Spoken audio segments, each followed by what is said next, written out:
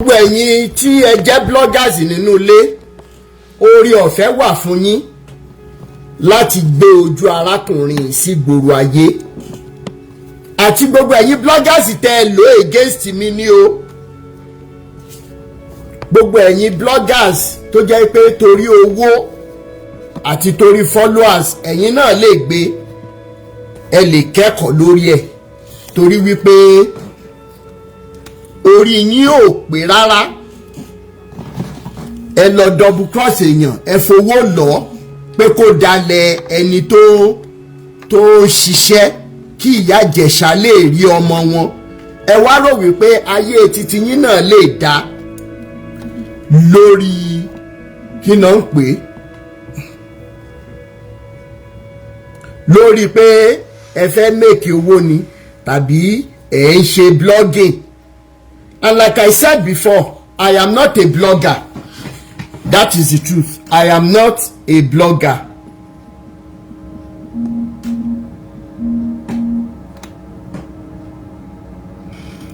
I am not a blogger, and I won't turn one. Because nobody on ṣe blogging. Every Tom, Dick and Harry message, videos, private lives of people, ló máa gbé. I am not.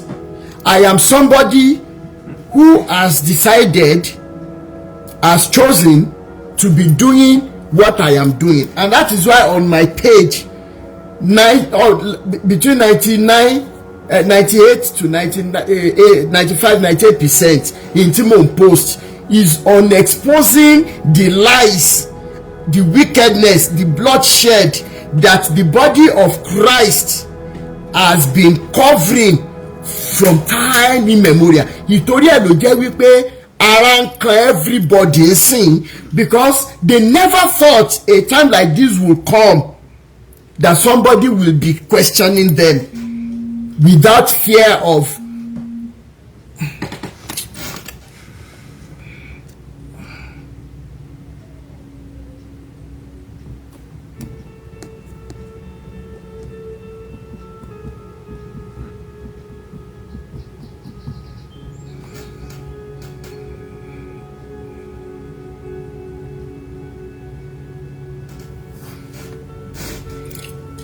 without fear of all their threats.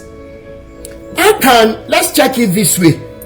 How can you be introducing the body of Christ, the same figure who was presented to us as being humble, as being a dove, as being lonely, as being this and that? Nígbà tẹ́yin ọmọ Nàìjíríà máa yí story yẹn padà, ẹ̀yin pastors in Nigeria, ẹ wá sọ di Jésù tó ń pa èèyàn tó bá sọ òótọ́, Jésù tó rẹ́spẹ́tì òróró orí burúkú, òróró òṣì, òróró tó máa bayé yín jẹ́, bayé àwọn ọmọ yín jẹ́, tí ó bayé ìrandíran yín jẹ́. Ẹ wá sọ di orúkọ tó jẹ́ wípé téèyàn bá sọ òótọ́, Jésù yẹn á wá sọ̀kalẹ̀, á wá pa ẹni yẹn. Jésù yẹn á wá ṣe kí ni? Ipe torí pé mo scratch ojú Oyèdépò, Jésù yẹn á wá fi gbogbo wàhálà tó dá sílẹ̀ lórí kí náà ń pè é, ẹ jẹ́ ká sọ̀kalẹ̀, ẹ jẹ́ ká lọ da èdè wọn rú, ẹ jẹ́ ká lọ kẹ̀yìn wọn síra wọn. Jésù tó jẹ́ wípé òun fún rẹ̀ náà, because you have pushed us to that level that we will be questioning and questioning till we find answers to all our questions. And any pastor that cannot give answers to what we are saying, henceforth, you keep quiet when we are talking, knowing fully well that we are not talking on social media for followers, for money, for fame or anything. We are talking because ìyà tó ń jẹ wá lọ́wọ́lọ́wọ́ kò gbúdọ̀ jẹ àwọn ọmọ wa, both home and abroad. And Africa must rise again. And if you don't have answers, because at the end of the day, you now repackage, you rebrand that Jesus who thought about your sins, your shortcomings, torí pé láwọn bàbá ìyá àwọn forefathers yín ó wá choose torí ìfẹ́ ó wá kú fún yín lórí igi àgbélébù. Wọ́n mú un lọ bí ọ̀dọ́ àgùntàn, wọ́n pa sí gọ́gọ́tà tàbí lọ ṣe nǹkan kan sí ní gọ́gọ́tà ibi orí, a place of skull. Ó wá kú tán, ó rà yín padà kúrò lọ́wọ́ ikú ayérayé. Ṣùgbọ́n yìí wá mú gbogbo story yìí ẹ wá sọ di nǹkan tẹ́ ẹ fi ń dẹ́rù bà wọ́n bàbá àti ìyá wa táyé wọn fi bàjẹ́ mọ́ yín lọ́wọ́. Ẹ̀yin tẹ́ wá jẹ́ akẹgbẹ́ wa náà látòrí irú Samolu alọ́ and everything tájọ kéwe tí gbogbo àjọ kéwe olórí burúkú títí yín náà torí pé ẹ fẹ́ ṣiṣẹ́. Ẹ̀yin náà ẹ tún wá rí brand díẹ̀ bí ìgbà tábà ní wọ́n ń ṣe pure water ní sáìsì yìí tẹ́lẹ̀. Nígbà táwọn bàbá yín àwọn bàbá olórí burúkú àwọn bàbá òṣì tó jẹ́ pé wà láti wọ́n dá sílẹ̀ kò ní tán nígbèsí ayé àwọn ọmọ àtọmọmọ wọn, wọ́n wá dé wọ́n wá reduce ẹ̀ báyìí pé quality ń tẹ̀sán tá a máa fún yín lélẹ̀ for the same price. Nígbà tẹ́yìn olú alọ́ àǹkó wá dé ẹ wá reduce ẹ̀ sí báyìí ẹ tún wá increase owó ẹ̀. Ṣẹ́ráyé yín lóde àsìkò táyé yín máa bẹ̀rẹ̀ sí ní bàjẹ́ lélẹ̀ tẹ́ẹ̀nì rí bá ti ṣe tẹ́ẹ̀nì rọ́nà gbégbà. Mo dẹ̀ ti sọ fún yín tẹ́lẹ̀ gbogbo bí tẹ́ bá ti lè sáré dé lórí ọ̀rọ̀ Awikoko àtàwọn tó ń tẹ̀lé ẹ̀ mọ́ sá lọ sẹ́ẹ̀. Àfi tí ò bá wá sí Elédùmarè ń bẹ́ẹ̀ mọ́ ló yá kù. Mi ìṣẹ̀ṣẹ̀ ṣe o, don't get it twisted. Gbogbo ẹ̀yin pásítọ̀ tẹ́ máa lọ sórí ẹ̀yà àlejìra ẹ wo nǹkan tó gbé sọ́rùn ẹ wo nǹkan tó gbé sọ́wọ́ tó bá tì bá pé bóyá orí bàbá yín àti ìyá yín ti burú mọ́ tilẹ̀. Gbogbo ẹni tó bá ti lo kinní ìsìn ó jẹ́ oníṣẹ̀ṣe lójú yín. Ẹ̀yin olùṣí aláìlọ́pọlọ rádaràda ẹ̀ mo wá ń rí kọ́mẹ́ǹtì yẹn oníṣẹ̀ṣe ni òun ló jẹ́ kó máa bú Jésù. Ẹ fọ̀rọ̀ bíbú Jésù sílẹ̀ ẹ wá defend ẹ wá authenticate àyè wà fún yín.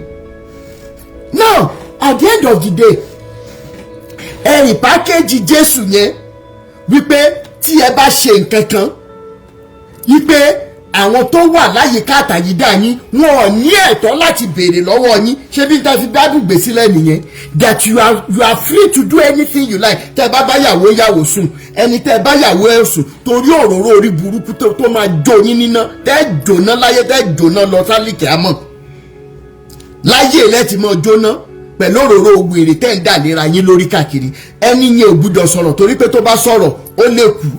Ìyàwó tẹ́ ẹ bá sùn tó mọ̀ pé ojú lásán kọ́ kó gbúdọ̀ sọ̀rọ̀ nígbà tójú ẹ̀ bá là torí ẹ ti fi Jésù yẹn ẹ ti fi kó ẹrù sí àwọn èèyàn lọ́kàn. Àsìkò táyé yín máa bẹ̀rẹ̀ sí ní bàjẹ́ líle tẹ́ẹ̀nì rí bá ti ṣe tẹ́ẹ̀nì rọ́nà gbégbà. Tí ìbànújẹ́ burúkú máa wọ ayé yín àìrójú àráyè ẹkún ìpayín kẹ̀kẹ́ tó máa wọ ayé yín àsìkò yẹn ti dé báyìí. Ẹ̀sìn tẹ́ẹ̀dẹ̀ máa ṣe ó ń jíìmù lọ́wọ́ ni ó ti jíìmù tó ti wọ balùwẹ̀ ó ti ń wẹ̀ lọ́wọ́ ni ó jáde tí ó wọṣọ tí ó gbé yín wọ̀ ní ẹ̀sìn yẹn bẹ́ẹ̀ ní ṣẹ̀sìn irọ́ ni. So finally àwọn sọ lọ sọ́bọ̀ pé orí ọ̀rọ̀ Jésù ìṣẹ́ let's assume that all these stories were even true.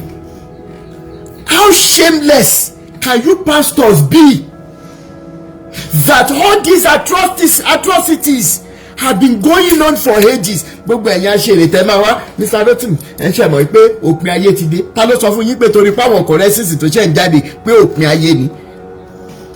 Who told you that in the 80s your pastors have not been wọ́n máa fi ipá báwọn èèyàn lò pọ̀? Ṣé àwọn pastors yóò máa fi ipá báwọn èèyàn lò pọ̀? Mo béèrè ni ṣùgbọ́n torí pé kò sí social media wọ́n wá sọ sásìkò tí social media wá jáde àṣírí wá ń tú ẹ wá sọ wípé òpin ayé ni. Go and wake up, open your brains. Now lórí ìrìn àjò wa lọ bọ̀ lórí ọ̀rọ̀ olú alọ́ yìí tí mo dẹ̀ mọ̀ wípé ìyá Ìjẹ̀ṣà gbúdọ̀ fojú rọ ọmọ wọn either olú alọ́ likes it or not. Àwọn ọmọ mẹ́tẹ̀ẹ̀ta gbúdọ̀ jáde either olú alọ́ likes it or not. Ọ̀pọ̀lọpọ̀ nínú yín jáde ẹ sọ wípé Mr. Rotimi ni a kàn sọ̀rọ̀ lórí ẹ̀rọ ayélujára and of course a number of percentage of those of you that are concerned is because ẹni tara ọmọlàkejì ló jẹ́ kẹ́ wá bá mi wípé Mr. Rotimi ọ̀rọ̀ tá à ń sọ lórí social media yìí ó pọ̀ gan-an ó ti pọ̀ jù ọlọ́pàá yẹ kó tí wọ́n arrest olú alọ́jọ́ ti gbá wọn gbéyà jáde ọ̀rọ̀ pé bóyá ó kidnap àwọn ọmọ ọ̀ bóyá nǹkan kan ló yẹ kí kéèsì jẹ́ náà nǹkan ṣùgbọ́n ẹ mọ̀ pé apart from pé bí Nàìjíríà ṣe rí lórí ọ̀rọ̀ òfin dé ó tún gbúdọ̀ ní ìlànà tó yẹ kí á tọ̀ àbí kò yé yín mo mọ̀ pọ́pọ̀ nù yín lórí interview tarákùnrin kan ṣe fún ẹ̀gbọ́n Ìyábọ̀ tó dẹ̀ tún ṣe fún ìyá Ìyábọ̀ nítorí ìdí èyí ńkọ́ gbogbo ẹ̀yin tẹ́ bá wà ní Ìfàkì Èkìtì tẹ́ bá ń gbọ́ mi tẹ́ bá mọ̀ torí ibi tọ́rọ̀ yẹn dé mi mọ̀ bóyá mo tí ì fẹ́ bẹ́ẹ̀ dé tí mo fẹ́ sọ ẹ̀bọ̀ kí n ṣe ní sùúrù náà ẹ jẹ́ n ṣe ní sùúrù náà gẹ́gẹ́ bí ẹni tó mọ̀fin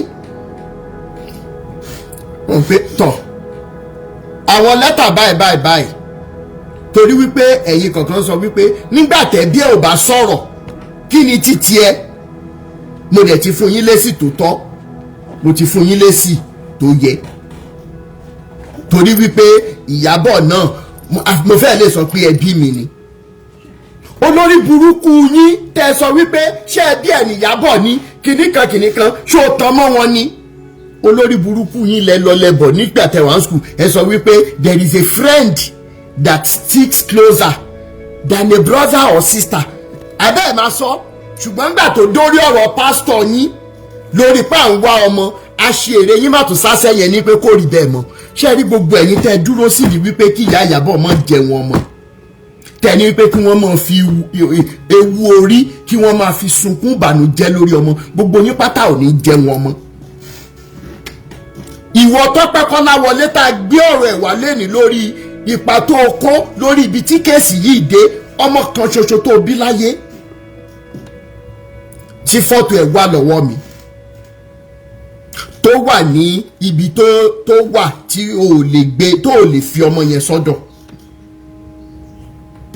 ọmọ yẹn ó yanjú ṣùgbọ́n wọ́n tó ń jẹ́ Tọ́pẹ́ Kọ́láwọlé yìí o ò ní àlàáfíà lórí ọmọ yẹn ó dirú yẹn ó dìgbà kò sí tí ó ṣe ṣùgbọ́n wọ́n tó jẹ́ bàbá ẹ̀ o ò ní láyọ̀ ó wá sí ayé bí ejò tó lọ lórí àpáta tí ò nípa ni ẹ̀yin èèyàn má ti bínú pé mò ń gbé Kọ́láwọlé rélé ní n máa fi fọ́tò ẹ̀ hàn yín ń bọ̀ kẹ́ ẹ lè mẹ́ni tá à ń sọ.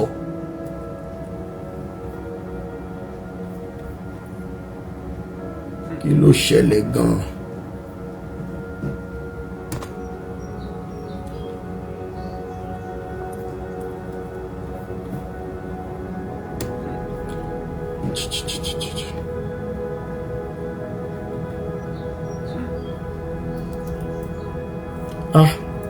Ìwọ lọ́njọ́ máa wá ràn mí lọ́wọ́ lẹ́ni o.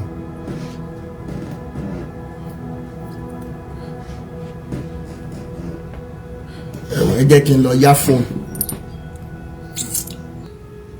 Kẹ́ ẹ tó sọ wípé kí ló dé tí Awikoko tún ń ṣẹ́ èpè lẹ́ni tí ìwà tó bá wù tó jọmọ́ èpè tí mò ń fún kó mọ̀ ràn tí ó fi jáde láyé tí ò ní nísìnyí. Ṣùgbọ́n tó bá jẹ́ wípé èpè tí mò ń fún lẹ́ni lórí ibi tó jẹ́ kí ọ̀rọ̀ ìyá Ìyábọ̀ yọrí sí níbi tá a wà lọ́wọ́lọ́wọ́ tí ó sì mọ ká gbogbo ẹ̀yin tẹ́ wà nílé àti lóko lára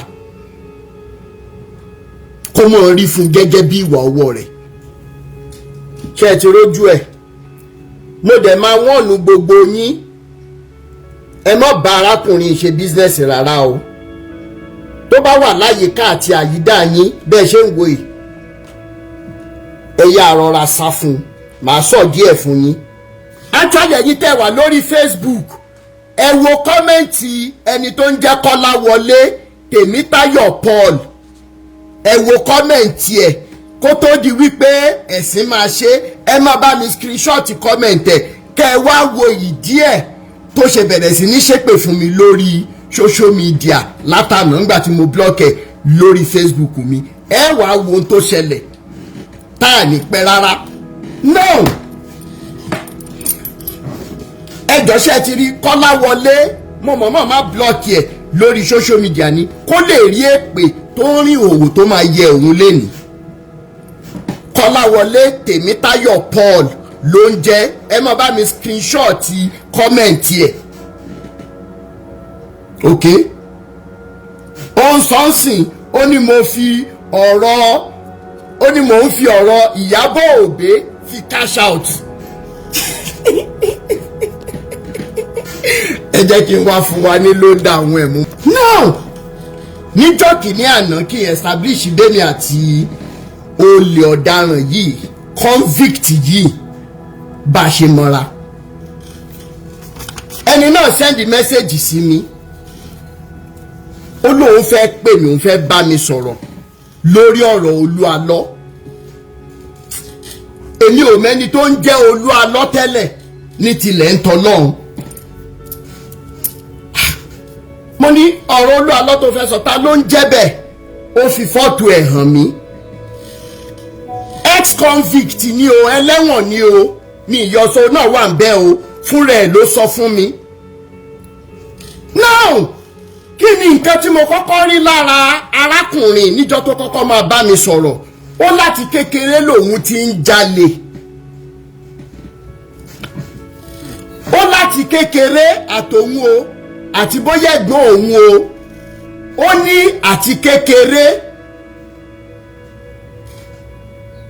kékeré lòun ti ń jalè. wípé ibi tóun jalè dé ní kékeré bàbá òun ló dìídì pé ọlọ́pàá tó kọ́kọ́ arrest òun láyé òun. ẹ má gbọ́ mi o, ẹ dẹ̀ bá mi share ètò yìí. gbogbo ẹ̀yin bloggers tẹ́ ẹ̀ ní association pẹ̀lú Kọ́láwọlé Tèmítáyọ̀ Paul, ẹ jọ̀ọ́ nítorí Ọlọ́run, torí orúkọ yín, torí ọ̀la yín, mò ń bẹ̀ yín, mò ń rọ̀ yín, it is better tẹ́ ẹ bá ní nǹkan kan ṣe pẹ̀lú Kọ́láwọlé Tèmítáyọ̀ Paul. ẹ jọ̀ọ́ nítorí Ọlọ́run, ẹ̀yin bloggers tẹ́ ẹ lò ó. Ìyálájé courtroom, mò ń bẹ̀ yín báyìí, ṣé mọ̀ pé mi àti yín sọ̀rọ̀ yẹ pè mí, a sọ̀rọ̀ ńgbà tẹ́ sẹ́ni messages mo pé ta lẹni tó ń pè mí, ẹ dẹ̀ sọ pé Ìyálájé courtroom ni. tẹ́ ẹ bá ní association kankan allegedly pẹ̀lú arákùnrin, mò ń bẹ̀ yín, orúkọ yín ò ní bàjẹ́. mi ìmọ̀ iye bóyá ẹ promise ẹ lówó bóyá nǹkan kan ni, Mr. Kọ́láwọlé máa bà yín lórúkọ jẹ́, orúkọ rere tẹ́ ẹ ti ń build. If any blogger is allegedly having association pẹ̀lú Kọ́láwọlé Tèmítọ́pẹ́ Paul, ó bẹ́tà kẹ́ tètè distance ara yín pẹ̀lú ẹ̀. níjọ́ náà lọ́run tó pè mí, mo tiẹ̀ lè kọ́kọ́ sọ wípé ẹlẹ́wọ̀n lòun, ex-convict lòun. normally èmi tí mo wọ aṣọ àlà ó yẹ kí n sá fún nítorí pé mo mọ̀ pé èèyàn báyìí elépo ni. ṣùgbọ́n ọkọ̀ kan tún sọ pé ẹ̀dùn náà gbogbo wa la ní past, bó tiẹ̀ ṣe pé mi ò jalè ní ilé ẹ̀wọ̀n rí, ìran mi ò lẹ́wọ̀n rí. ẹ̀dùn náà èèyàn máa ń fúnyàn ní second chance tó tiẹ̀ fi lè fẹnu ara ẹ̀ sọ pé bàbá òun ló kọ́kọ́ fọlọ́pàá tí òun mọ́lé kékeré. that means this guy must have repented.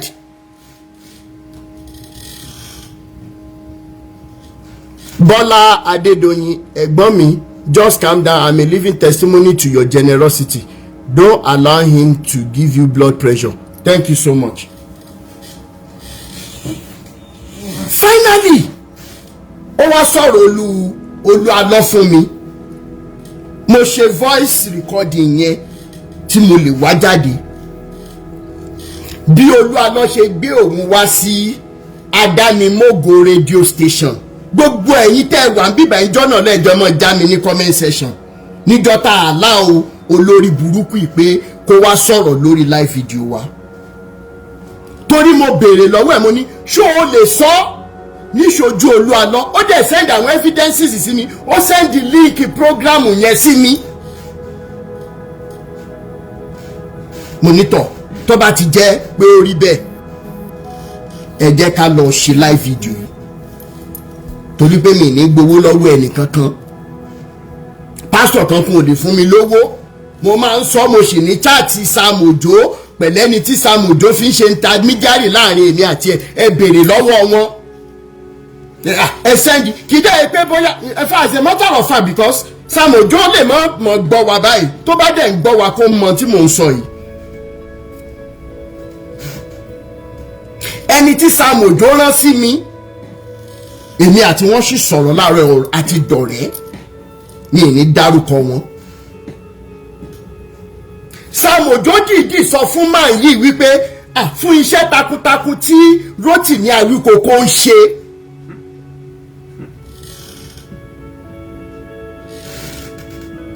iṣẹ́ takuntakun tó ń ṣe, ẹ̀jẹ̀ sẹ́ńdì àkàdẹ̀, wọ́n dẹ̀ sọ fún mi wípé Sam Ojo fẹ́ fún mi ní 500,000 naira. after all ṣe bí torí tó ṣẹlẹ̀ pé kọjọ́ ọ̀la lè dá fún everybody ní tí mò ń ṣe.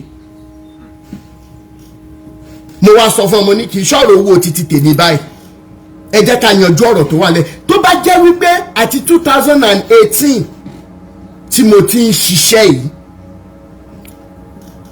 tí mo ti ń láfikàfikà pé káwọn èèyàn bọ́ lọ́wọ́ àwọn tó pera wọn níránṣẹ́ Ọlọ́run, tó dẹ̀ jẹ́ wípé àwọn tí wọ́n ń ṣe dáadáa wọ́n rí pa nǹkan tá à ń ṣe, tó bá jẹ́ nítorí owó ni, Sam Ojo ò nílò láti sọ pé òun fẹ́ fún mi lówó.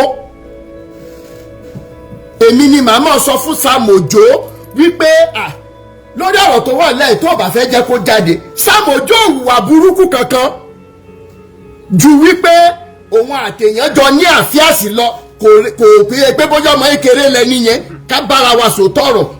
ṣùgbọ́n tó wà bẹ́ẹ̀ fún Sam Ojo ni wípé àzìránṣẹ́ Ọlọ́run, irú nǹkan báyìí àwọn èèyàn gbọ́dọ̀ mọ̀ gbọ́. káyí Sam Ojo ti wá gbà wípé Mr. Rotimi ó dáa, mo ṣetán láti mọ̀ ṣe gbogbo nǹkan tó yẹ kí n ṣe. ọ̀rọ̀ Sam Ojo ò ní déta. ẹ̀yin tí ẹ bá rántí, mo gbé fídíò jáde wípé ẹjọ́ ẹ bá mi bẹ̀ Sam Ojo, èmi fúnra mi fi mẹ́sẹ̀gì lẹ̀ fún Sam Ojo náà, mo ń build template yìí kẹ́ ẹ lè mọ̀ wípé Awikoko ò ní ever bá wọn fi gbá kan bọ̀ kan nínú. àwọn pásítọ̀ tí wọ́n gbà wípé àwọn máa ṣe àwọn victim àwọn dáadáa, gbọ́rọ̀ wọn ń ta, tí mo dẹ̀ sọ fún wọn, ìjọ tí ajé ìwà bàjẹ́ ìbá tún ṣẹ́mọ̀ yín lọ́wọ́ pẹ́rẹ́, mi ì ní gbé victim wá pé kẹ́ ẹ settle victim o, fúnra mi ni màá gbọ́ yín ní gbòòrò ayé. wọ́n dẹ̀ gbà. mo ti play voice note kan rí fún wa tí bọ̀bọ̀ yẹn ń dúpẹ́ lọ́wọ́ mi pé gbogbo ohun tí mo ní kó òun ṣe suspension ni mo fún un. mi ì fẹ́ rí ẹ lórí altar kankan fún oṣù 3. lọ wá ojú rere Ọlọ́run. arákùnrin yìí dẹ̀ ṣe, mo dẹ̀ ń jẹ́ kó yẹ pé mò ń wọ̀ tiẹ̀, ó ṣe suspension yìí, ó lòun ti rójú ẹ, ó yá padà lọ́mọ ṣiṣẹ́ Ọlọ́run ẹ lọ. mo play voice note yẹn fún wa náà, ó sì wà lórí péèjì mi. tí Awikoko bá wá ń ṣe nítorí owó, tí olórí burúkú tó yẹ pé ẹ̀wọ̀n ló sì máa kú sí bó ṣe wà yìí, àánú ọmọ tó kàn bí sílẹ̀ ló ń ṣe mí.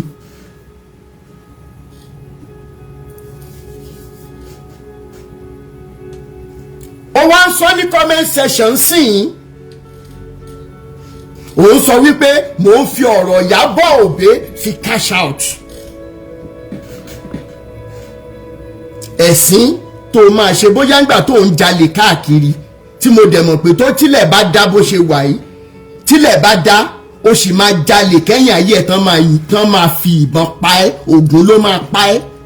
now mo wá gbà ẹ́ láyè ńgbà tó ti fún mi ní gbogbo àwọn nǹkan tó sọ tán.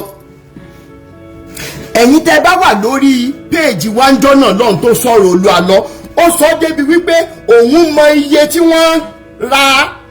wọ́n sọ Olúalọ́ claim wípé àwọn ra tricycle níye báyìí, ṣùgbọ́n wọn ò mọ̀ pé rìsíìtì yẹn bọ́ sọ́wọ́ òun wípé iye báyìí náà rà. bẹ̀mí náà wá rò pé kí ni gbogbo orú àwọn details báyìí, ó dà pé òkàn mọ̀mọ́ fẹ́ bo Olúalọ́ lórúkọ jẹ́ ń bí báyìí ni. torí wípé at the end of the day àwọn èèyàn make comment kan ní comment section, kì í ṣe pé torí wípé wọ́n support nǹkan tó Olúalọ́ ń ṣe, ṣùgbọ́n torí pé àwọn náà fẹ́ òótọ́. wọ́n ní wípé téèyàn bá ra ọ̀kadà tàbí tricycle, ó ní iye tó máa fi register ẹ̀ náà. olórí burúkú yìí ò sọ gbogbo details yẹn. Finally a sọ̀rọ̀ yẹn tó ń jọ yẹn, ó sọ gbogbo tó máa sọ ègéṣù lálọ́, ó fòun wá owó, ó fòun ṣe nígbà tó yá wọn ọ̀tọ́jú ọmọ yẹn. Now in tó jẹ́ kí ọ̀rọ̀ Olúalọ́ ká èmi lára ni wípé lórí prógrámù tó ṣe fún lórí burúkú yìí, ká ní Olúalọ́ gan fún rẹ̀ mọ̀ pé bọ̀bọ́ ẹ̀ máa ṣokùnfà gbogbo tó ń ṣẹlẹ̀ kò ní ṣòpò, àìdò fẹ́ fi wọ́wọ́ lọ́dọ̀ àwọn èèyàn ni o, àìdò fẹ́ fi ṣe nǹkan kan ni o, ò ní dá sọ̀rọ̀ ẹ̀ rárá. Now Olúalọ́ gba ọmọ sọ́dọ̀, ọmọ ń lọ léèwé ní ìtó jẹ́ wípé látìgbà tọ́mọ ti wà ní sàkání ìwọ olórí burúkú yìí, ọmọ yẹn ò lọ sí skul bá ṣe ń sọ̀rọ̀ yìí.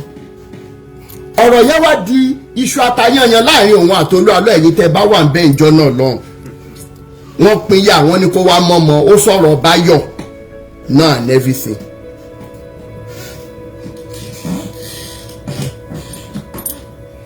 Ó sọ̀rọ̀ Báyọ̀ náà and everything àti gbogbo àwọn tó ń ṣiṣẹ́ ní radio station pé àwọn èèyàn dẹ̀ dáwó wọ́n ṣe wọ́n mọ̀. Tí ìbá ṣe pé wọ́n Kọ́lá wọlé yìí olè ọ̀lẹ ni ẹ́, inú mi dẹ́dùn kó sọ pé bàbá ẹ̀ kì í ṣe eré èèyàn bẹ́ẹ̀, bàbá ẹ̀ tó dẹ̀ ti kú náà tí ò kì í ṣe èèyàn burúkú kọ́ lọ́n dẹlẹ̀ fẹ́ ni rí. Torí tí bàbá fi lè wò pọ́mọ tó ń jalè kóun fi ọlọ́pàá mọ́ lójú bàbá tó lè ṣe bẹ́ẹ̀, Awikoko ò ní fi gbàkànbọ̀kan nínú, òótọ́ ọbẹ̀ ni màá sọ. Finally èmi àtàrákùnrin sọ̀rọ̀,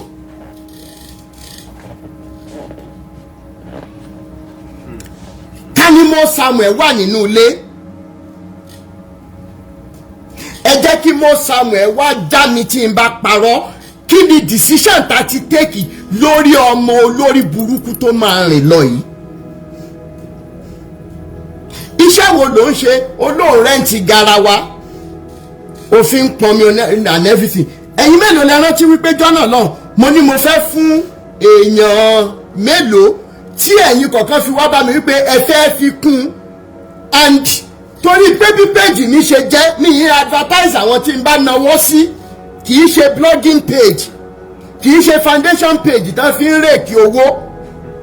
Lẹ́yìn ìgbà tí mo ti fún àwọn èèyàn tó yẹ ká fún lówó yẹn tán, èmi àti arákùnrin olórí burúkú tí mo ní gbogbo evidence mi lọ́wọ́, ó ṣàlàyé pé báyìí mo ní òkè, mo ti há owó yẹn tán.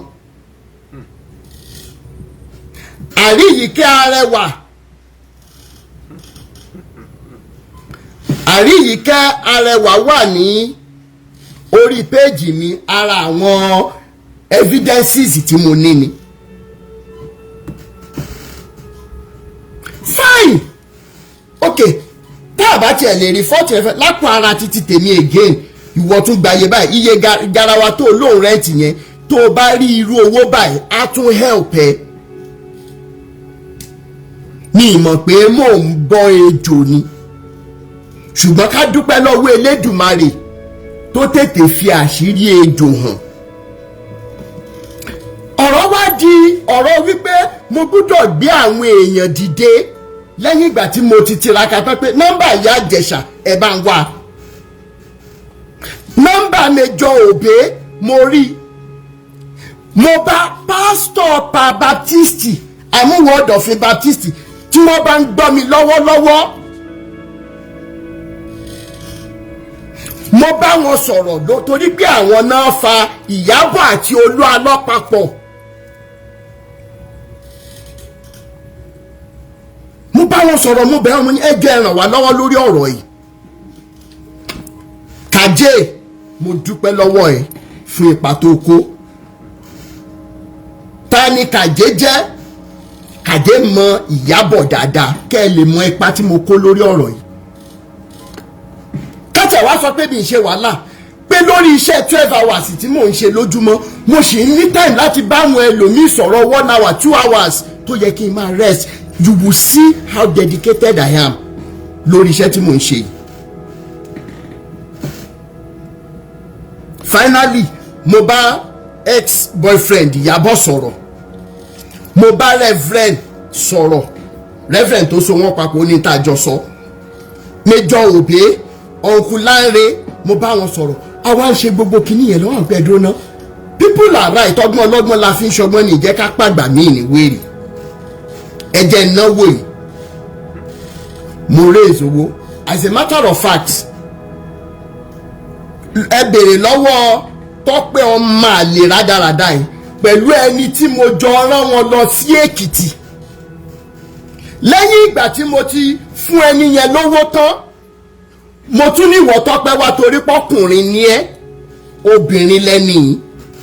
Ìwọ Tọ́pẹ́ tún gba pocket money 20,000 lọ́tọ̀ yìí. Gbogbo ọ̀rọ̀ tí mò ń sọ ẹ̀ ó wà ń bẹ̀ ó ń gbọ́ tí ò bá tí ì sá lọ torí wípé lẹ́yìn live video yìí ìwọ Tọ́pẹ́ Tèmítọ́pẹ́ Kọ́láwọlé Paul ṣe bí ọwọ́ làwọn DSS lù ẹ̀ tó rọwọ́ yẹn lò mọ́ àsìkò yìí láti àsìkò yìí lọ nìnira ayérayé máa bá ẹ. Nǹkan kò ní ṣe ọmọ ẹ o ṣùgbọ́n kó o tó ráre kó o tó kú ikú ẹ̀sìn tó máa kú wàá rí ìnira ayérayé. Kí ni mo sọ? Wàá rí ìnira ẹ̀yin èyàn lọ máa wo profile ẹ̀ Kọ́láwọlé Tèmítáyọ̀ Paul lórúkọ ẹ̀ lórí Facebook. Ẹ lọ mọ́ bá wa gbé sórí ẹ̀rọ ayélujára, ẹ mọ́ bá wa post ẹ̀ kí àwọn èèyàn má ní nǹkan kan bá ṣe, máa fún yín ní nǹkan tó ṣẹlẹ̀. Ìwọ àtẹni tá a rán lọ ẹ wá dé Ìfàkì Èkìtì. Gbogbo ìgbà tí mò ń sọ yìí àwọn ìyá alájẹ́ courtroom ò tí ì dá sọ́rọ̀ ẹ̀ rárá, àwọn bloggers ò tí ì mọ ohun tó ń lọ torí wípé irú ọ̀rọ̀ bẹ́ẹ̀ yẹn ó gba àṣírí kéèyàn rọra ṣe kán mọ̀ mọ̀ nǹkan tó ń ṣẹlẹ̀. Náà mo gbọ́dọ̀ sọ gbogbo ilé kí gbogbo ẹ̀yin tẹ́ ń bú mi wípé mo kàn ń sọ̀rọ̀ lórí ẹ̀rọ ayélujára mi take actions. Ẹni tí wọ́n jọ lọ 140,000 naira ni mo kọ́kọ́ kó fún un nígbà tán débẹ̀ ẹ send owó mo tún send 50,000 láàrin Ìbàdàn sí Ìfàkì Èkìtì lásán plus 20 ó jẹ́ bí 40 almost bí 300,000 dẹ̀ fẹ́ lọ sí ìrìn àjò yẹn lásán. Mo wò pé ẹ dúró ná ṣebí tó kí ìyá Ìjẹ̀ṣà kí wọ́n lè rí ìdùnnú lórí ọmọ ni. Ó wá di alẹ́ ọjọ́ yẹn obìnrin tí wọ́n jọ lọ ìyẹn ti sẹ́ǹdì àwọn nǹkan kan sí mi. Ǹjẹ́ jẹ́ mọ̀ wípé Tọ́pẹ́ wèrè olórí burúkú ìtẹ́mi mọ̀ tí mo rò pé mo mọ̀ tí mo sọ fún un wípé mo mú yín gẹ́gẹ́ bíi brọ́dà ni o ló jẹ́ kí n pè kí ṣe pé bóyá mi ì mọ àwọn tí mo lè rán o. And truly àwọn èèyàn pọ̀ tí wọ́n lè bá mi ṣiṣẹ́ yẹn. Joy giver wà ń bí báyìí, daddy wà ń bí báyìí. Ìdí tí mo ṣe ń dárúkọ ń sìn máa jẹ́ kẹ́ ẹ mọ̀. Mo wá retí kí Tọ́pẹ́ gan fún rẹ̀ kó sẹ́ǹdì àwọn nǹkan kan sí mi. Ó wá ní network fóònù òun kún kìnnìkan. Ṣùgbọ́n torí wípé Elédùmarè tó wà lẹ́yìn ìyá Ìjẹ̀ṣà tó dẹ̀ máa fún wa ní ọ̀rọ̀ ìyanjú délẹ̀ kò farapamọ́ jẹ wá ń yà rárá. Joy giver wà ń bẹ, èmi àtọkọ wọn máa ń sọ̀rọ̀ dáadáa. Ó ní tèmi àti wọn sì jọ sọ bíi few days ago.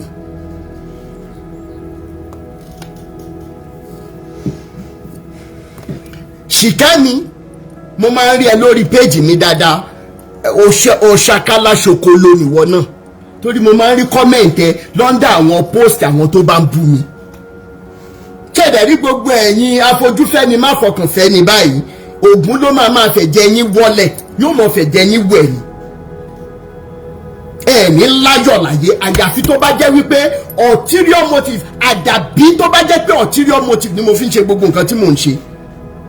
Màá máa ṣe live video, wàá máa wá show pé òun support. Tí wọ́n bá ti wá post kankan bóyá nìkan bú mi nìkan kọ́mẹ̀ntì ẹ máa wà bẹ́ẹ̀ pé kán má dà mí lóhùn. Ṣìkẹ́mi olórí ibú èèyàn nìwọ náà ó dẹ̀ ní ṣoríire. ẹ̀yin olòṣì olórí burúkú ó mọ̀ gbọ́ ọmọ gbìn ní tó bá ní ọmọ 10 láyé gbogbo wọn máa wọlé wọ́n máa gbé wọn gbìn ní mi bá ẹnìkankan nù yín ṣeré mọ́ wà á máa wá sórí live video mi wà á máa ṣe pé bẹ́ẹ̀ ni yes tí wọ́n bá wá post video against mi wọ́n máa wà lára àwọn tó lọ support wọn bẹ́ẹ̀ o ò ní sórí o ò ní láyọ̀ látàárọ̀ dalẹ̀ ní wọ́ṣìkẹ́ mi.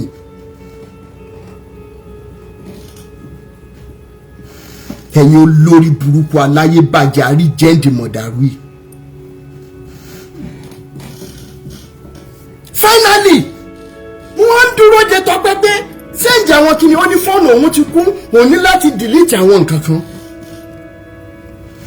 àárọ̀ ọjọ́ kejì torí wípé wọ́n ní etí ọba lé etí ọba lóko èèyàn ló ń jẹ́ bẹ́ẹ̀. finally ó wá sẹ́ǹdì gbogbo nǹkan tó sẹ́ǹdì sí mi. ǹjẹ́ jẹ́ mọ̀ wípé ẹnìkan wá pè mí ó ní Mr. Rotimi ẹni mímọ̀ wá dáadáa ni lórí platform mi ní dárúkọ ẹ̀ supporter of liberation ni.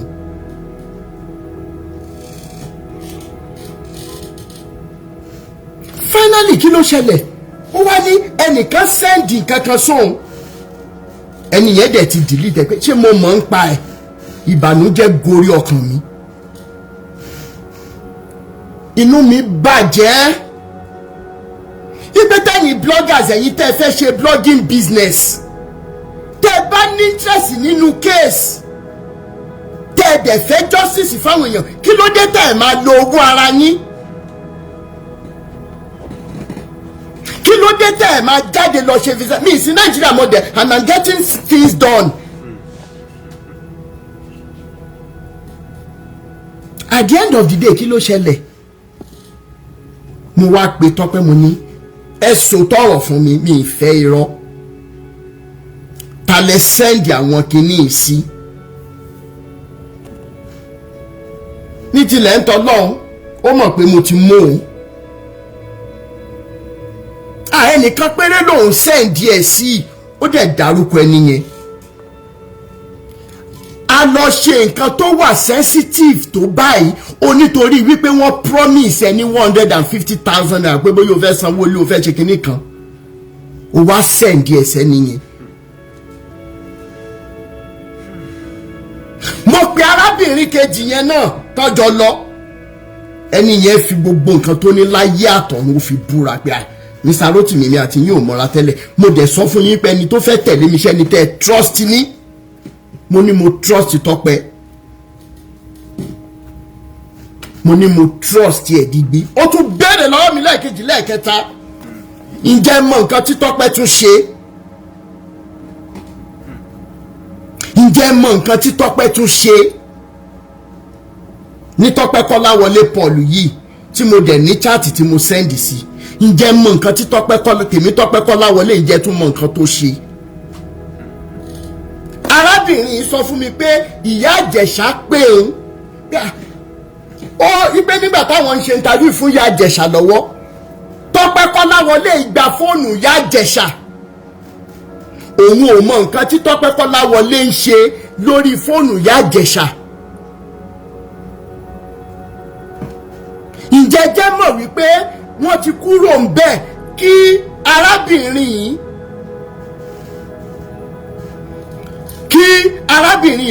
kí wọ́n tó sọ fún arábìnrin wípé ẹnìkan fi fóònù ìyá Ìjẹ̀ṣà ra airtime 5,000 naira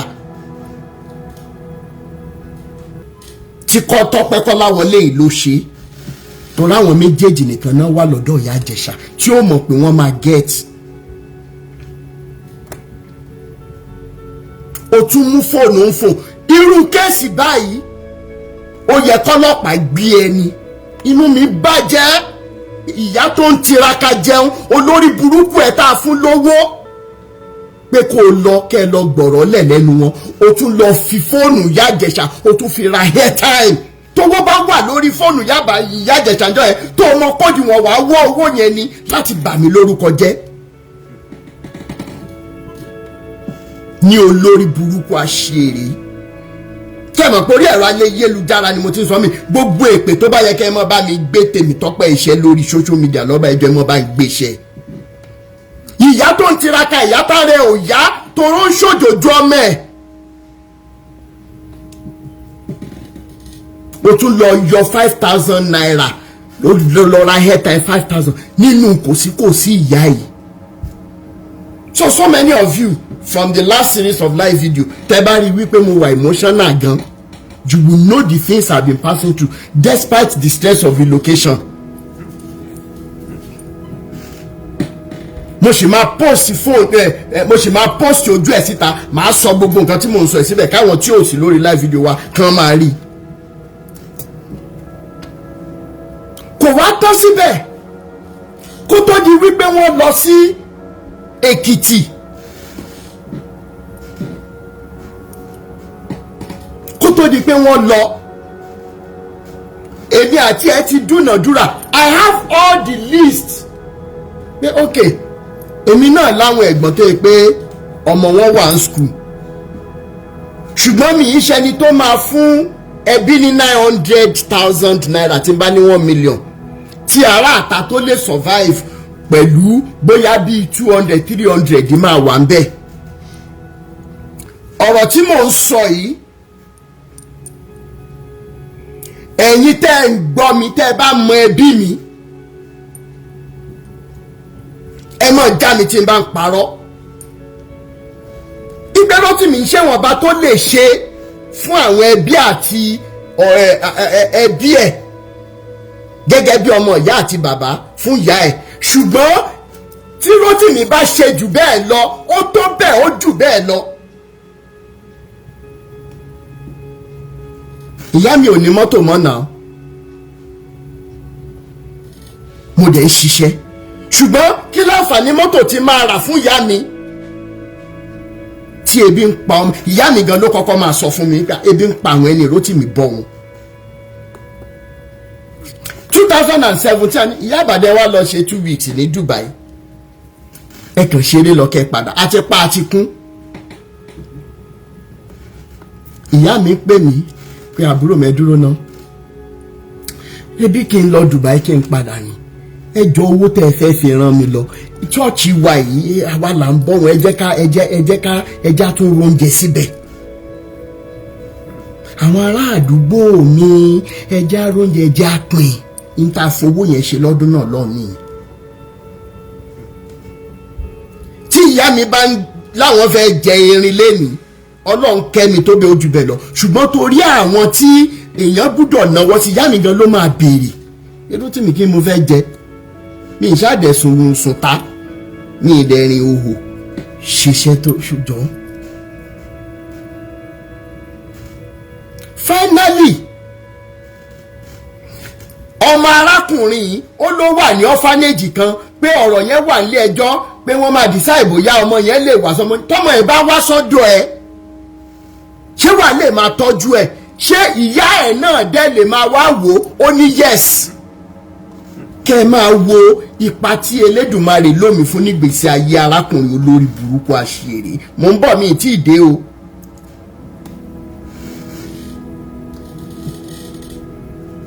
lọ sí skul káàkiri jẹ́ ká mọ iye jẹ́ ká kọ̀ǹpìà iye tí skul kọ̀ọ̀kan sọ torí tó bá ti lè sọ fún wọn nílé ẹjọ́ pé o lè gbé skul lẹ̀ pé o dẹ̀ lè tọ́jú ẹ̀ tí mo Samuel bá wà nù ilé kan wá já mi rọ bí mo ṣe ń dúnàdúrà pẹ̀lú Tọ́pẹ́ ni mo fi ń tó wọn létí pé ká decide ẹjọ́ ẹ ràn mí lọ́wọ́ kí n decide pé ok skul wo lọ́mọ ẹ̀ lè máa lọ. gbogbo rìsíìtì tó lórí burúkú ìkó wá fún mi onírọ́ ló máa ń lẹ́lẹ́rìí òun wà lọ́rùn ṣé ti rí rìsíìtì yẹn aláàkọ́ lélẹ̀ màá mọ̀ sẹ́ndì gbogbo ẹ̀ sórí ẹ̀rọ ayélujára ẹ mọ̀ wọ̀rí màá mọ̀ post gbogbo ẹ̀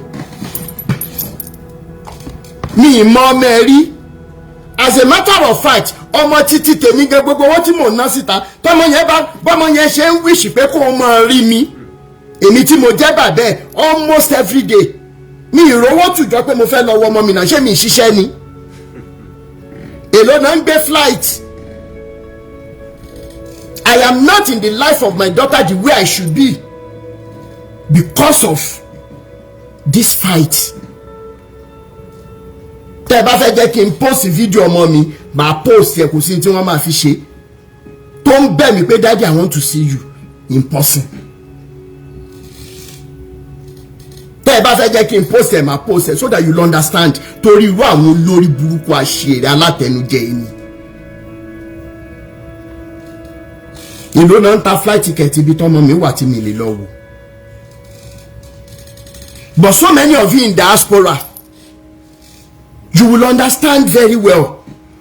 Tí wọ́n bá ti san owó yẹn fún wa, tẹ́ bá fi lè make a list báyìí pé ẹ fẹ́ fẹ́ ní báyìí ní nǹkan, ẹ fẹ́ fẹ́ ní báyìí ní nǹkan, ẹ fẹ́ fẹ́ ní báyìí ní nǹkan, kìnnìkan. Ẹ máa rí wípé ìtẹ̀yìn gan fẹ́ ṣe fúnra yín. At the end of the day, credit card la fi ń gbéra. Nínú kòsíkòsí mo tún wá gbà pé mo fẹ́ rán ọmọ olórí burúkú yìí lọ sí school. Mo gba gbogbo list bí school mẹ́rin tó lọ. Next time kọ́mọ yìí bá wọn wọlé kó dẹ̀ máa rí ìyá àti bàbá ẹ̀. What have I done to deserve being stabbed in the back by this madman?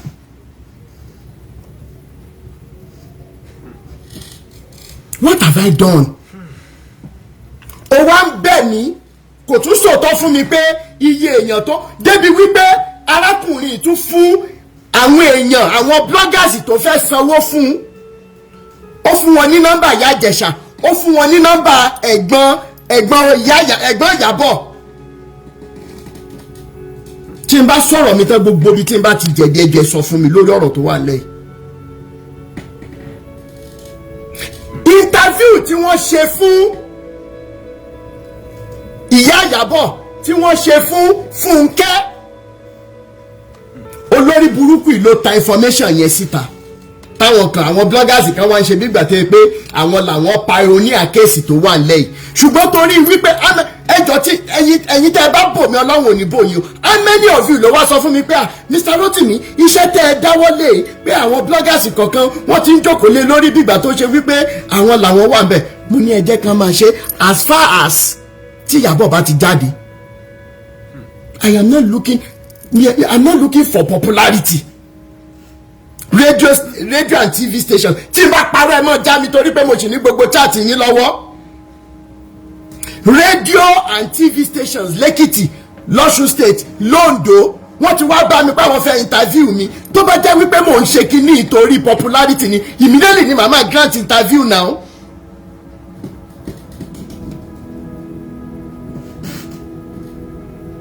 Ẹ̀yin tẹ́ ẹ̀ kọ́ ti fídíò mi àti tí ò relate mọ́ mi lára ẹ̀ máa ti gbé fọ́tò mi sí. Tó bá jẹ́ pẹ́lú mi ni wọ́n ti kàn sí pé kí ló dé tẹ́ ẹ ṣe ẹ mo fẹ́ sùn yín mo fẹ́ ṣe kí mi ráyè. I just want people to be liberated. I am more consumed by the fire of liberation than any other thing that can distract me.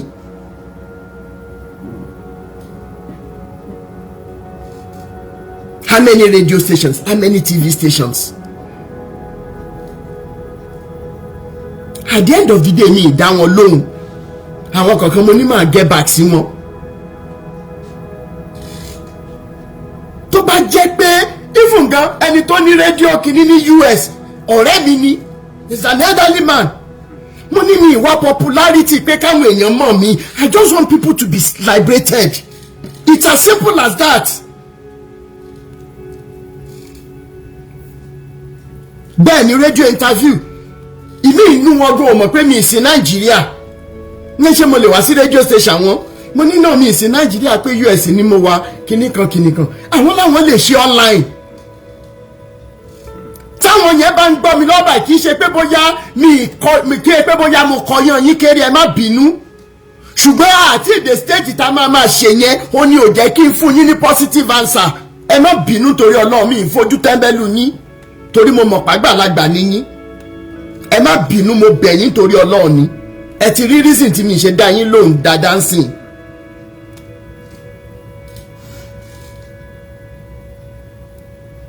Ó tún wá parọ́ fún mi pẹ́ẹ́dì kan péré ló fún. Àwa ṣe conference call pẹ̀lẹ́ ni ẹni yẹn náà deny pé òun ò send ẹ̀sẹ̀ ní kankan. Then the issue has now become between you the lady tẹ́jọ́ lọ tí yẹn dẹ̀ ti fà wọ́n mẹ́ ṣe pé òun ò lè ṣerú nǹkan bẹ́ẹ̀ yẹn láéláé tó òun mọ bó ṣe sensitive tó. ọ̀kọ́ jẹ́ni tó fún láwọn information yìí ló ta iṣẹ́ yẹn síta torí owó lẹ ṣe ń ṣe.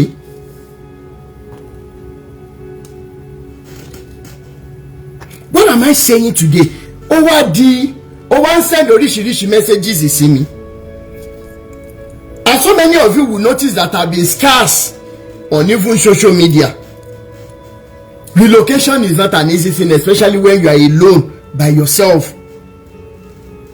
As a matter of fact, today is a Thursday. Last week Thursday, I was in my vehicle driving 12 hours.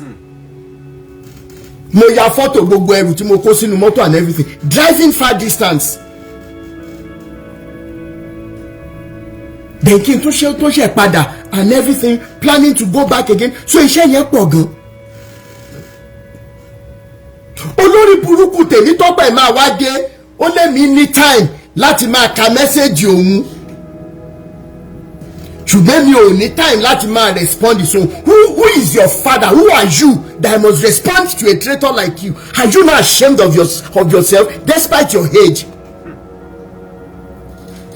Nígbà tí mo wá rí mẹ́sẹ̀gì ẹ̀, ǹjẹ́ bìlíìpù lórí burúkú yìí sọ fún mi wípé èmi ò kì í ṣe Ọlọ́run.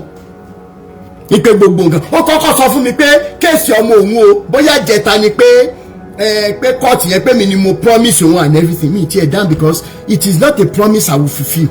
N tó bá fẹ́ ṣe ọmọ ẹ kó ṣe, you don't deserve it. Kí gbogbo wà burúkú tó bá wù kó mọ báyé ọmọ yẹn jẹ́ tó bá wà rántẹ̀. Ṣùgbọ́n tó bá wù Elédùmarè kó jẹ́ kọ́mọ yẹn là níbi tó ti máa là. At the end of the day, ó wá send message rádaràda sí mi. Mo á rò pé olórí burúkú ìró pé bóyá òun mọ̀rọ̀ sọ pé èmi ò kì í ṣọlọ́run kìnnìkan bla bla bla bla.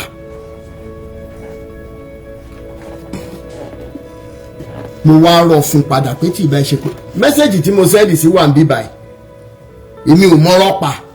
Mo send message sí ó ń dáná gbogbo voice note ẹ ibi ó tún lọ síbì kan lẹ́yìn ìgbà tá a fún un ní fàájà t-shirt lọ́fẹ̀ẹ́ tán ó lọ síbì kan bàbá mi ẹ̀gbọ́n mi ẹni tó ń ṣàdúrà tẹ́lẹ̀ wípé bá a ṣe ń tàṣírí àwọn pásítọ̀ àṣebi olórí burúkú wá lọ sórí Facebook page mi ó wá lọ fi kọ́mẹ́ǹtì síbẹ̀ ó tún lórí láyọ̀ ń ṣépè fún mi ẹ̀rí pépè ti já bọ̀bọ̀ yìí níṣojú ẹ̀ báyìí tọmọ kan ṣoṣo tó ní láyé àtọ̀run bá wá sórí burúkú àwọn èèyàn máa wá ṣàánú ẹ̀. Olórí burúkú ẹ̀ tún wá ní èmi àtàwọn pásítọ̀ tí mo expose wípé the same thing ni wá. Ẹ bá mi béèrè lọ́wọ́ Tèmítọ́pẹ́ Kọ́láwọlé pọ̀ pé nígbà tí ìyá ẹ̀ wà láyé ṣé mi bá ìyá ẹ̀ sùn ṣé mo kókó bọ̀ yẹ́ ẹ̀ nídìí ìyá tó bímọ olórí burúkú àti bàbá tó bímọ òfò torí pé ọmọ sàn tó ń kó pọ́npọ́ bò ìyá ẹ̀ nìyẹn. Ẹ wá wo kọ́mẹ̀ntì ẹ̀ lórí Facebook láì ní ojútì. Láì ní ojútì láì wà ashamed rárá for doing what you are not supposed to do. Ìwọ Portugal ò ní ṣoríire Ògún ló máa pa ẹ́. I have to catch my train. All right, I have to catch my train. I will join you later. Okay, all right. God bless. Thank you, sir.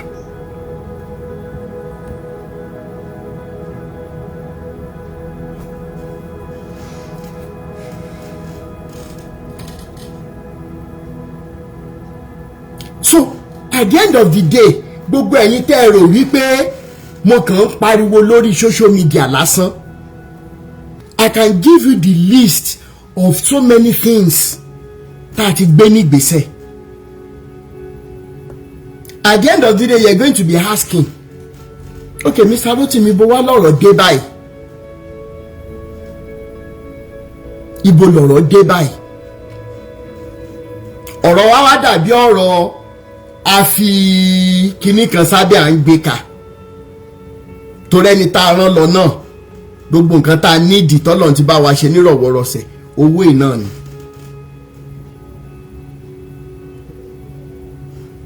Owó yìí ìwọ wá sọ fẹ́mi wípé òun lọ sí kóòtù ní tí mo promise débi wípé olórí burúkú ìfẹ́ lọ wọ ọmọ ẹ̀ torí wọ́n ní pé òun gbúdọ̀ máa wá wò lẹ́ẹ̀kan lóṣù. ẹ bá mi béèrè lọ́wọ́ ẹ̀ pé ta ló fún un lówó nígbà tó fẹ́ lọ wọ ọmọ yẹn níbi tọ́mọ yẹn wà ní last month tó dẹ̀ tún ń retí wípé kí n tún fún òun lówó ní mọ́ǹtì.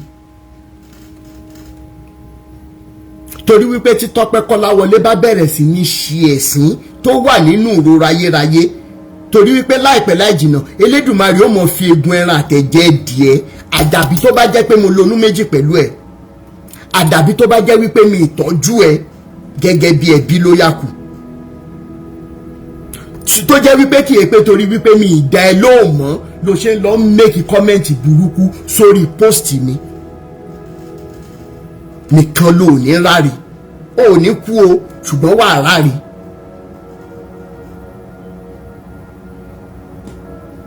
olórí burúkú ìlóhùn ń ṣiṣẹ́ ń bì kan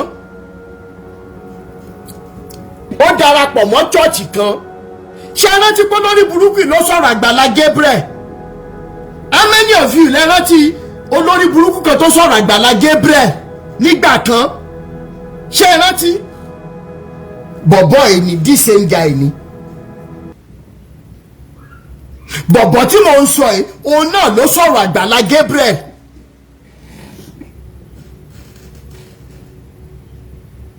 olórí burúkú yìí ló sọ̀rọ̀ Àgbàlá Gabriel. mo dẹ̀ rántí pé èèyàn kan tàbí èèyàn méjì wọ́n sọ fún wọn ní Mr. Rotim ṣé kìí ṣe bọ̀bọ́ yìí ló sọ̀rọ̀ Àgbàlá Gabriel láìda despite gbogbo retí yẹn ṣe fún mo ní mi ìrò bẹ́ẹ̀. fọ́tò ẹ̀ lélẹ̀ ọ̀daràn yẹn lélẹ̀ ẹ̀wọ̀n tó ti kúrò yẹn náà ló máa kú sí òní kẹ́tìrì.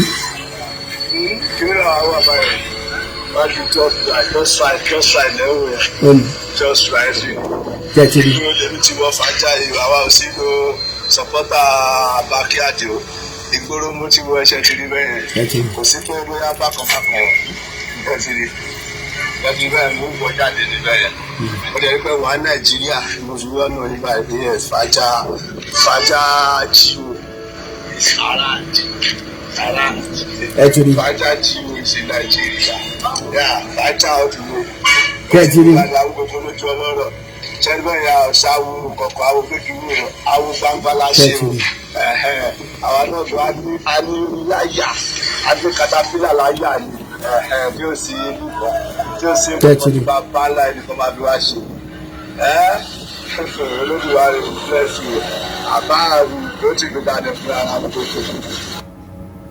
Kẹ́tìrì. Kẹ́tìrì.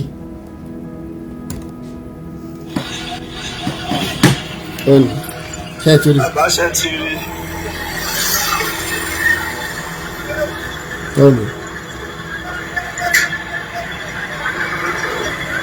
Ṣé ti rí báyìí? Bàbá Ìkòdú roundabout ni mo wà ní garage. Ìrẹ́ ti rí bẹ́ẹ̀ fàájà làwa wà. Ṣé ti rí?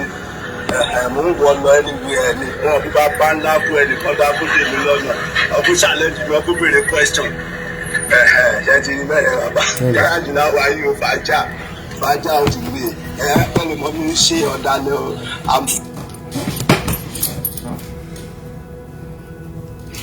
mo máa wá gbé fídíò ẹ̀ àti fọ́tò ẹ̀ sí gbogbo ayé ó lóun dé chọ́ọ̀chì kan wípé gbogbo owó tóun fi olè jíjà kó jọ chọ́ọ̀chì yẹn gbà tán lọ́wọ́ òun wọ́n wá léun síta. ìlú Yọ̀mádé ó lóun tún jẹ́ mẹ́mbà wọn bẹ̀ ẹ lọ wo Kọ́láwọlé Tèmítáyọ̀ Paul mo máa gbé péèjì ẹ̀ síta kí gbogbo yín lè rí any business tẹ́ bá ní pẹ̀lú ẹ̀ tètè sá fún un. Olè ní bó ṣe wà yẹn convict ni. ó wá ní wípé ó wá ní ìmọ̀ nǹkan tó lóun ń ṣe ní àwùjọ church bóyá wọ́n rí i pé ó fẹ́ jalè náà ni. ẹ dẹ̀ mọ̀ wípé tí wọ́n bá fún wèrè lọ́kọ́ ọ̀dọ̀ ara ẹ̀ náà ló máa roko sí.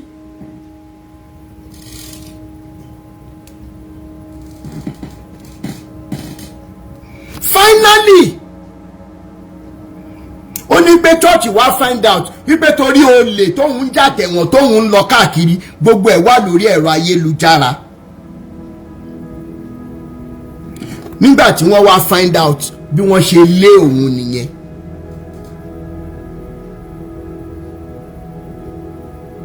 ṣẹ̀dẹ̀ mọ̀ pé kò sẹ́bi lọ́wọ́ ẹ̀. èmi tí mo gbọ́ pé olè paraku ni ó ti lọ sẹ́wọ̀n bí ẹ̀ẹ̀mejì bí ẹ̀ẹ̀mẹ́ta tí wọ́n ti fi nǹkan fọ́ lọ́wọ́ tèmi wá ń wò wípé ẹdọ́nà a lè máa judge ara wa by our past. as long as you come out to say you know what mo ṣe nǹkan báyìí kò dé dá. mi mọ̀ pé olè ọlọ́ṣà ọ̀gára ọlọ́ṣà kí n wá sọ pé mò ń bọ̀ Nàìjíríà sìn mo wá sọ fún olórí burúkú yìí wípé ẹ̀ ló Mr. Tọ́pẹ́ mo mà ti dé Nàìjíríà báwo la ṣe lè ríra ẹ lè yìí má jìn ní nǹkan tó máa ṣẹlẹ̀ sí mi lórí 50,000 naira péré ìwé ní báyìí. mo ẹ̀kan tí ẹ̀yìn má jìn iye tírú àwọn olúwa lọ́ máa promise olórí burúkú tó máa fi tàyàn ní olórí burúkú àṣìírè yìí. débi wípé ẹni tó lọ gba aṣọ lọ́wọ́ ẹ̀ pé a fún láṣọ ó lóun fẹ́ aṣọ amáwulẹ̀ sanwó a máa fún ẹ lọ́fẹ̀ẹ́. ẹni yẹn ti sham blocking torí ẹjọ́ tí wọ́n béèrè lọ́wọ́ ẹ̀ ló bẹ̀rẹ̀ sí ní ròfẹ́ nìyẹn. fúnra rẹ̀ nu ara ẹ̀ náà ló fi sọ ẹ bá mi dúpẹ́ lọ́wọ́ Mr. Rotimi Awikoko wọ́n help mi o wọ́n ṣe báyìí o wọ́n ṣe tàmẹ̀dò ẹni yẹn ní Mr. Rotimi ò fẹ́ kó jẹ́ wípé nǹkan táwọn bá ṣe fún yàn pé kẹ́lòmíì gbọ́ ẹ béèrè lọ́wọ́ ẹ wà lórí social media tí ń bá parọ́. èèyàn méjì ọ̀tọ̀ọ̀tọ̀.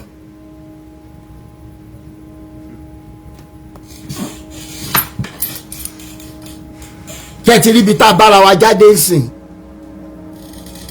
gbogbo orú ìbànújẹ́ tí ìyá Ìjẹ̀ṣà lè wà lọ́wọ́lọ́wọ́ báyìí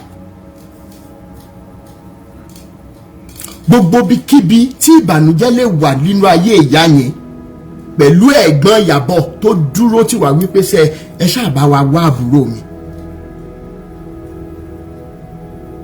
gbogbo orú ìbànújẹ́ tó lè wà nínú ayé wọn lórí ọ̀rọ̀ Ìyábọ̀ yìí ní ìlọ́po ogún ní ìlọ́po ọgbọ̀n ní gbogbo ẹ̀yin tó jẹ́ wípé bẹ́ẹ̀ bá ṣe ń ro ọ̀rọ̀ ìyá Ìyábọ̀ owó nìkan ló ń wá sí yín lọ́kàn àti pé káwọn èèyàn mọ̀ fọ́lò yín ìbànújẹ́ yín kò ní yé wọlé yín.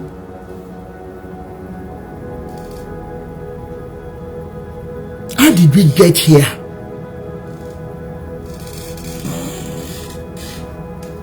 nítorí ìdí èyí ńkọ́ gbogbo ẹ̀yin tẹ́ ẹ ti ń béèrè wípé kí wá là ń ṣe kinní kan bla bla bla bla ṣé ẹ gbọ́ ó ní pé mo bribe òun pẹ̀ láṣọ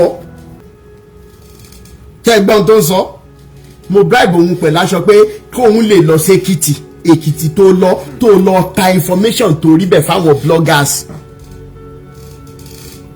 níbi tó le dé mò ń sọ lórí ẹ̀rọ ayélujára ń sìn torí wípé ó déwájú ó dẹjọ́ ó dẹ́yìn ìdásọ̀ ẹ̀yin èèyàn lè bá mi rìkọ́ọ̀dù ẹ̀. ó ní arákùnrin kan tó ń jẹ́ MC Wise mo ní nọ́mbà ẹ̀ lọ́wọ́ mo sẹ́ndì ẹ̀ sórí platform. ó pè mí tó ní kinní kan lòun bákan lòun ṣe jẹ́ lẹ́yìn ìgbà tí ìyálájẹ́ pè mí tán ìyálájẹ́ courtroom. mo dẹ̀ sọ fún yín pé gbogbo tó àlọ́ mi náà mò ń jù sórí ẹ̀rọ ayélujára mi ń ṣe nǹkan kan pẹ̀lẹ́ nìkan kan wọ́n máa battalion mi ni mí mi ì fún wọn lánsà tán fẹ́ because I'm not doing this for money it's as simple as that I'm not doing it for followers. nígbà tí arábìnrin tí mo rán òun àti Tọ́pẹ́ lọ tó máa pè wọ́n padà wọ́n ní pé ẹnìkan pe àwọn wọ́n dẹ̀ lọ forúkọ mi parọ́ bẹ̀ pé látọ̀dọ̀ Rotimi Daniels làwọn ti wá mo ní voice note yẹn lọ́wọ́ tí ẹ̀gbọ́n Ìyábọ̀ sọ. arábìnrin yẹn wá lo wisdom wípé nọ́mbà wo ló pè yẹn send yẹ nígbà tán máa send nọ́mbà yẹn sí mi ó jẹ́ nọ́mbà MC Wise tó lọ ṣe interview yẹn. dẹ̀ deny ó lóun ò lórúkọ mi òun ò ṣe mọ́ nípa ẹni tó lọ bá sọ̀rọ̀ ṣe bí kì í ṣọmọ kékeré àgbàlagbà ni. But why would you go and use my name to lie? Why? So allegedly interview tẹ gbọ́ yẹn tẹ́ ẹ pé káàkiri in tí wọ́n lọ forúkọ mi ṣe nìyẹn. MC-wise yìí bóyá wọn àti ìyálájẹ́ courtroom jọ mọ́ra or not mi lè sọ ṣùgbọ́n ìyálájẹ́ sọ fún mi pé tí n bá ti fẹ́ rányàn lọ ìgé kí n jẹ́ káwọn crew àwọn tẹ̀lé wọn. ibi tó ráwọn yẹn lè ṣe detailed interview dáadáa wọ́n lè ṣe detailed interview bí ọ̀rọ̀ yẹn ṣe wá lọ lẹ́yìn ṣe everything ní ìmọ̀. òun ló fà táwọn kan fi wá ń bá mi wípé ṣe ló dà ìgbà tó yẹ pé ìyálájẹ́ ti wá jókòó wípé àwọn làwọn ní tẹmọ ní ẹ dúró náà ọ̀rọ̀ kéèsì ò ṣe kéèsì ẹ mọ́ bínú àníṣe ká ti rí Ìyábọ̀ níṣẹ́ ó ní tèmi. And I will not rest until this guy Olualo answers everybody about the whereabouts of Iyabo pẹ̀lú àwọn ọmọ ẹ̀.